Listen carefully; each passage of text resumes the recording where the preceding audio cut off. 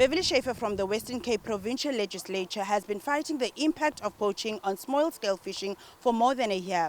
She recently issued a media statement relating to Siphokazi Ndudane, who is Deputy Director General, stating that Ms. Ndudane was found guilty on various charges. We met up with her at the Marinas Wharf in Hout Bay to hear her side of the story. Abalone is a very highly sought after food by the Asians, particularly the Chinese. One is it's apparently seen as an aphrodisiac. They eat it in large quantities, and also the shells are being used for curios, and people buy the shells out of interest. But really, abalone meat itself is highly sought after in the Asian community across the world. In last year, we released the first report for provincial Parliament on the impact of poaching on small-scale fishing and fishing communities across our coastline. And in that we found some damning evidence that really poaching there was a correlation between small-scale fishing and poaching.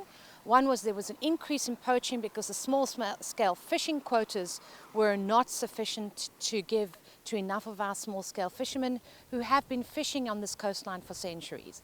So that was really one of the correlations that we picked up. And since then, I've been driving the issue. Firstly, to make sure that our small-scale fishermen and women have enough opportunity, because you must remember that small-scale fishing is really the most marginalized of people that are that are really a part of our communities. They have very little skill. They know fishing from beginning, and that's the only thing that they know. And they are forced, many of them are forced to become poachers to put food on the table.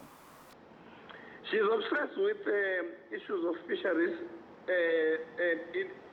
and departmental issues, which are not the area of oversight as a provincial legislature member. Issues of fisheries in this country are a national domain. That's why you don't have an MEC who's responsible for fisheries, but we have a national minister who's accountable to Parliament, not to the legislature, on matters of fisheries. There are DA members in the national parliament who sit in the portfolio committee where these issues are always interrogated, and the minister accounts on these matters. And those members of parliament in the national parliament are the colleagues of the same member of the provincial legislature. And if there are any issues that she wants to raise, she is free to lobby her members, her colleagues in the national parliament. The minister cannot be responding and accounting into a provincial legislature. So I had in my possession an internal charge sheet that had indicated that Ms. Ndudane was going to be investigated for numerous counts of, according to the charge sheet, allegations of theft, forgery, extortion, etc., etc. I mistakenly and absolutely rightly so withdrew my comments and retracted the comments that she was found guilty in a court of law.